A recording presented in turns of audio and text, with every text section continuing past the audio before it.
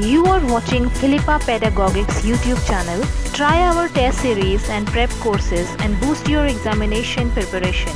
For details, kindly visit our website www.philippa.com.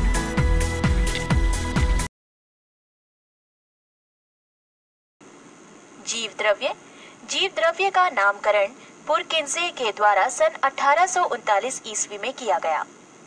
ये एक तरल गाढ़ा रंगहीन पाराभासी लसलसा वजन युक्त पदार्थ है। जीव की सारी जैविक क्रियाएं इसी के द्वारा होती हैं।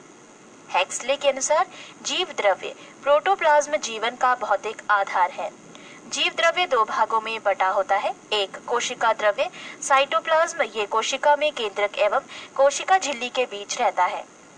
दो केंद्रक द्रव्य न्यूक्लियोप्लाज्म, ये कोशिका में केंद्रक के अंदर रहता है। जीव द्रव्य का 99% भाग निम्न 4 तत्वों से मिलकर बना होता है। 1 ऑक्सीजन 76%, 2 कार्बन 10.5%, 3 हाइड्रोजन 10%, 4 2.5%। जीव द्रव्य का लगभग 80% भाग जल होता है।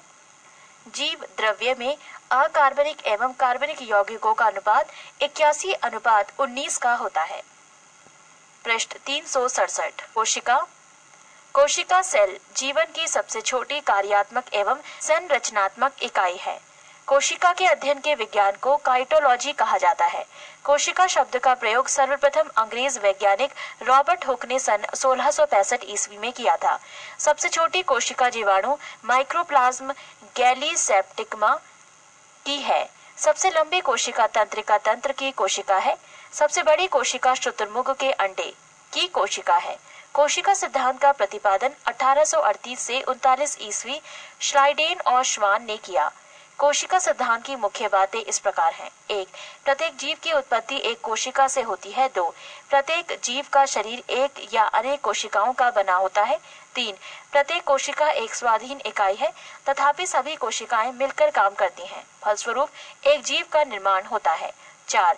कोशिका का निर्माण जिस क्रिया से होता है उसमें केंद्रक मुख्य अभिकर्ता क्रिएटर होता है। कोशिका 2 प्रकार की होती है। 1. प्रोकैरियोटिक, 2. यूकैरियोटिक।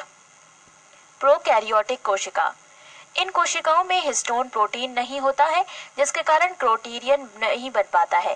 केवल डीएनए का सूत्र ही गुणसूत्र के रूप में पड़ा रहता है। अन्य कोई आवरण इसे घेरे नहीं रहता है। अतः केंद्रक नाम की कोई विकसित कोशिकांग इसमें नहीं होता है। जीवाणुओं एवं नील हरित शैवालों में ऐसी ही कोशिकाएं मिलती हैं। यूकैरियोटिक कोशिका, इन कोशिकाओं में दोहरी झिल्ली के आवरण केंद्रक आवरण से घिरा सुस्पष्ट केंद्रक पाया जाता है, जिसमें डीएनए व हिस्टोन प्रोटीन के संयुक्त होने से बनी क्रोमेटिन तथा इसके अलावा केंद्रिका न्यूक्लियस होते हैं। प्रोकैरियोटिक तथा यूकैरियोटिक कोशिका में मुख्य अंतर। विशेषता या अंगक। कोशिका भित्ति प्रोकैरियोटिक प्रोटीन तथा कार्बोहाइड्रेट की बनी होती है। यूकैरियोटिक सेल्यूलोज की बनी होती है। माइटोकॉन्ड्रिया प्रोकैरियोटिक अनुपस्थित होता है, यूकैरियोटिक उपस्थित होता है। एंडोप्लाज्मिक रेटिकुलम प्रोकैरियोटिक अनुपस्थित होता है, यूकैरियोटिक में उपस्थित होता है। राइबोसोम प्रोकैरियोटिक 70 प्रकार के होते हैं, यूकैरियोटिक 80 प्रकार के होते हैं। गाल्जिकाए प्रोकैरियोटिक अनुपस्थित होते हैं, यूकैरियोटिक उपस्थित होते हैं। केंद्रक झिल्ली प्रोकैरियोटिक अनुपस्थित होते हैं, यूकैरियोटिक उपस्थित होती है। लाइसोसोम प्रोकैरियोटिक अनुपस्थित होते हैं, यूकैरियोटिक उपस्थित होते हैं। डीएनए प्रोकैरियोटिक एकल सूत्र के रूप में, यूकैरियोटिक पूर्ण विकसित एवं दोहरे सूत्र के रूप में। कशाभिका प्रोकैरियोटिक केवल एक तंतु होता है, यूकैरियोटिक कुल 11 तंतु होते हैं। केंद्रिका प्रोकैरियोटिक अनुपस्थित होती है, यूकैरियोटिक उपस्थित होता है। सेंट्रियोल प्रोकैरियोटिक अनुपस्थित होता है, यूकैरियोटिक उपस्थित होता है। श्वसन प्रोकैरियोटिक नहीं पाया जाता है, यूकैरियोटिक पाया जाता है। लिंग प्रजनन प्रोकैरियोटिक नहीं पाया जाता है, यूकैरियोटिक पाया जाता है। प्रकाश संश्लेषण प्रोकैरियोटिक थाइलैकाइड में होता है, यूकैरियोटिक क्लोरोप्लास्ट में होता है। कोशिका विभाजन प्रोकैरियोटिक अर्धसूत्री प्रकार का होता है, यूकैरियोटिक अर्धसूत्री या समसूत्री प्रकार का होता है। पृष्ठ 368। कोशिका के मुख्य भाग, main parts of a cell. 1. कोशिका भित्ति, सेल वॉल। 1. ये केवल पादप कोशिका में पाया जाता है। 2. ये सेल्यूलोज का बना होता है। 3. ये कोशिका को निश्चित आकृति एवं आकार बनाए रखने में सहायक होता है। 2. कोशिका झिल्ली, सेल मेम्ब्रेन। कोशिका के सभी अवयव एक पतली झिल्ली के द्वारा घिरे रहते हैं। इस झिल्ली को कोशिका झिल्ली कहते हैं। ये अर्धपारगम्य झिल्ली सेमी पेरिमीबल मेम्ब्रेन होती है। इसका मुख्य कार्य कोशिका के अंदर जाने वाले एक एवं अंदर से बाहर आने वाले पदार्थों का निर्धारण करना है। 3. तारककाय, सेंट्रोसोम। इसकी खोज बोबेरी ने की थी। ये केवल जंतु कोशिकाओं में पाया जाता है। तारककाय सेंट्रोसोम के अंदर एक या दो कण जैसी रचना होती है जिसे सेंट्रियोल कहते हैं। समसूत्री विभाजन में ये ध्रुव का निर्माण करता है। 4. अंतःप्रदवीय जालिका, एंडोप्लाज्मिक रेटिक्यूलम। एक और ये केंद्रक झिल्ली से व दूसरी ओर कोशिका कला से संबद्ध होता है। इस जालिका के कुछ भागों पर किनारे किनारे छोटी छोटी कणिकाएं लगी रहती हैं, जिन्हें राइबोसोम कहते हैं। ER का मुख्य कार्य उन सभी वसाओं व प्रोटीनों का संचरण ट्रांसपोर्टेशन करना है जो कि विभिन्न झिल्लियों मेम्ब्रेन्स जैसे कोशिका झिल्ली, केंद्रक झिल्ली आदि का निर्माण करते हैं। 5. राइबोसोम। सर्वप्रथम रॉबिन्सन एवं ब्राउन ने 1953 ईस्वी में पादप कोशिकाओं में तथा GE फैलाडे ने 1955 ईस्वी में जंतु कोशिका के राइबोसोम को देखा और 1958 में रॉबर्ट ने इसका नामकरण किया। ये राइबोन्यूक्लिक एसिड RNA नामक अम्ल व प्रोटीन की बनी होती है। ये प्रोटीन संश्लेषण के लिए उपयुक्त स्थान प्रदान करती है, अर्थात ये प्रोटीन का उत्पादक स्थल है। इसीलिए इसे प्रोटीन की फैक्ट्री ऑफ प्रोटीन भी कहा जाता है। नोट: स्तनी के लाल रुधिरकण में राइबोसोम नहीं पाया जाता है क्योंकि लाल रुधिरीकरण द्वारा प्रोटीन विश्लेषण नहीं होता है। 6. माइटोकॉन्ड्रिया। इसकी खोज अल्टमैन ने 1886 ईस्वी में की थी। बेंडा ने इसका नाम माइटोकॉन्ड्रिया दिया। यह कोशिका का श्वसन स्थल है। कोशिका में इसकी संख्या निश्चित नहीं होती है। ऊर्जा युक्त कार्बनिक पदार्थों का ऑक्सीकरण माइटोकॉन्ड्रिया में होता है, जिससे काफी मात्रा में ऊर्जा प्राप्त होती है। इसीलिए माइटोकॉन्ड्रिया को कोशिका का शक्ति केंद्र, पावर हाउस ऑफ सेल कहते हैं। इसे यूकैरियोटिक कोशिकाओं के भीतर प्रोकैरियोटिक कोशिकाएं माना जाता है। नोट: DNA केंद्रक के अलावा माइटोकॉन्ड्रिया एवं हरित लवक में पाया जाता है। 7. गाल्जी काय, गोल्जी बॉडी। इसकी खोज कैमिलो गोल्जी इटली नामक वैज्ञानिकों ने की थी।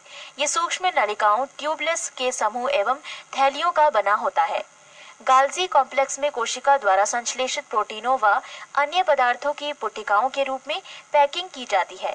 ये पुटिकाएं गंतव्य स्थान पर उस पदार्थ को पहुंचा देती हैं। यदि कोई पदार्थ कोशिका से बाहर स्रावित होता है तो उस पदार्थ वाली पुटिकाएं उसे कोशिका झिल्ली के पदार्थ कोशिका से माध्यम से बाहर निकलवा देती है। इस प्रकार गाल्जिकाय को हम कोशिका के अणुओं का यातायात प्रबंधक भी कह सकते हैं। ये कोशिका भित्ति एवं लाइसोसोम के निर्माण भी करते हैं। गाल्जी कॉम्प्लेक्स में साधारण शर्करा में कार्बोहाइड्रेट का संश्लेषण होता है जो राइबोसोम में निर्मित प्रोटीन से मिलकर ग्लाइकोप्रोटीन बनाता है। 8. लाइसोसोम। इसकी खोज डी डूबे नामक वैज्ञानिक ने की थी। ये सूक्ष्म गोल इकहरी झिल्ली से घिरी थैली जैसी रचना होती है। इसका सबसे प्रमुख कार्य बाहरी पदार्थों का भक्षण एवं पाचन करना है। इसमें 24 प्रकार के एंजाइम पाए जाते हैं। इसे आत्मघाती थैली, सुसाइड वेसिकल भी कहते हैं। नोट: स्तनधारियों के लाल रक्त कणिका में लाइसोसोम नहीं पाया जाता है। पृष्ठ 369। 9. लवक, प्लास्टिड। ये केवल पादप कोशिका में पाए जाते हैं। ये 3 प्रकार के होते हैं। 1. हरित लवक, क्लोरोप्लास्ट। 2. अवर्णी लवक, लियोकोप्लास्ट एवं 3. वर्णी लवक, क्रोमोप्लास्ट। 1. हरित लवक, क्लोरोप्लास्ट। ये हरा रंग का होता है क्योंकि इसके अंदर एक हरे रंग का पदार्थ पर्ण रहित क्लोरोफिल होता है। इसी की सहायता से पौधा प्रकाश संश्लेषण करता है और भोजन बनाता है।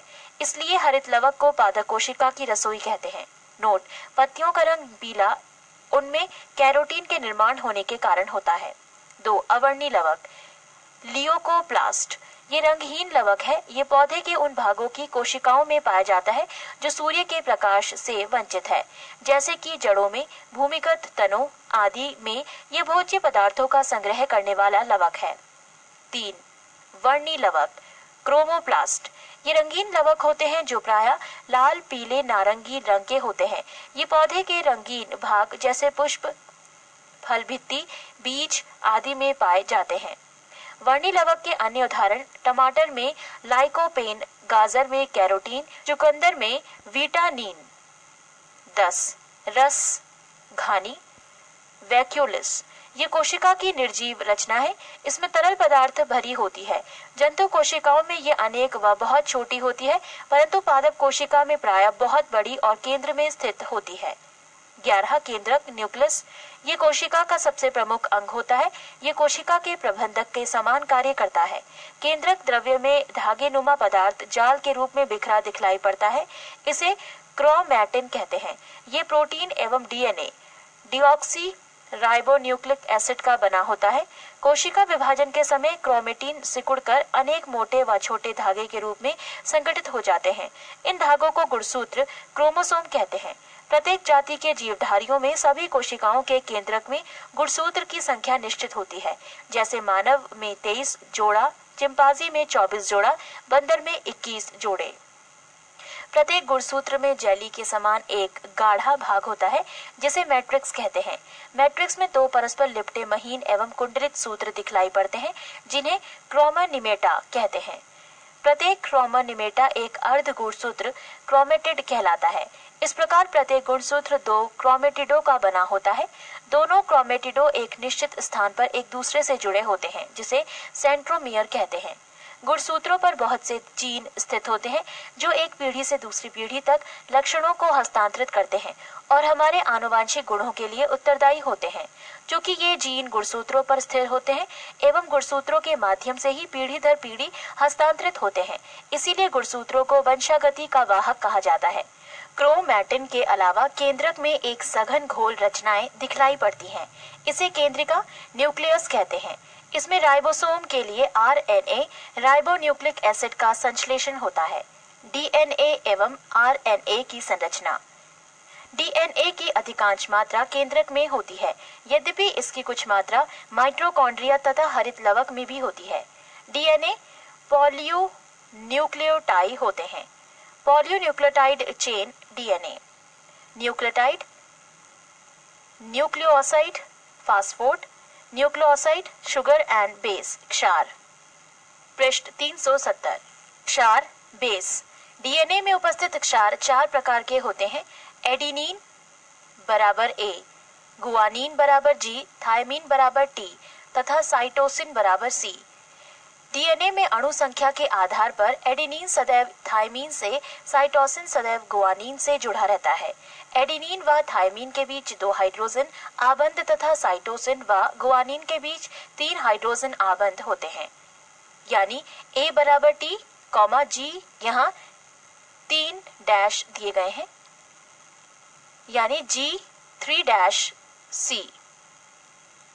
सन 1953 ईस्वी में J.D. वॉटसन एवं क्रिक ने डीएनए की द्विकुंडलित संरचना मॉडल डबल हेलिक्स मॉडल प्रतिपादित किया। इस काम के लिए उन्हें सन 1962 ईस्वी में नोबेल पुरस्कार मिला। डीएनए का कार्य। ये सभी आनुवांशिकी क्रियाओं का संचालन करता है।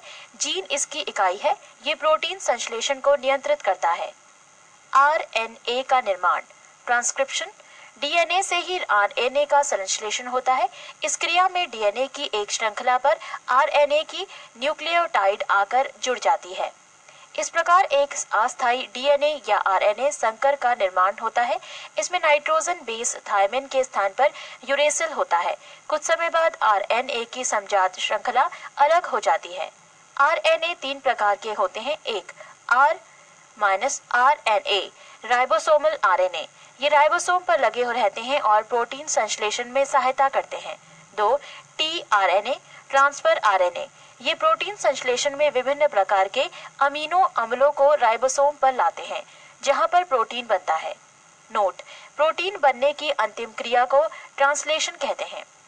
3. mRNA मैसेंजर आरएनए केंद्रक के बाहर विभिन्न आदेश लेकर अमीनो अम्लों को चुनने में मदद करता है।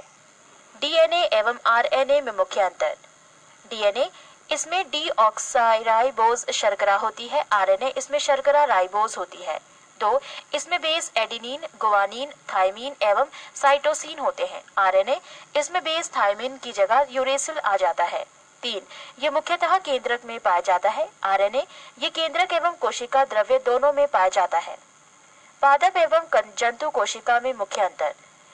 पादप कोशिका 1 इसमें कोशिका भित्ति पाई जाती है। 1 इसमें जंतु कोशिका 1 इसमें कोशिका भित्ति अनुपस्थित है। पादप कोशिका 2 इसमें लवक पाई जाती है। जंतु कोशिका 2 इसमें लवक अनुपस्थित होती है। 3. पादप कोशिका तारककाय अनुपस्थित रहता है। जंतु कोशिका तारककाय सेंट्रोसम उपस्थित रहता है। रिक्तिका वैक्यूलोस बड़ी होती है। जंतु कोशिका रिक्तिका वैक्यूलोस छोटी होती है। 5. इसका आकार लगभग आयताकार होता है। जंतु कोशिका 5 इसका आकार लगभग वृत्ताकार होता है।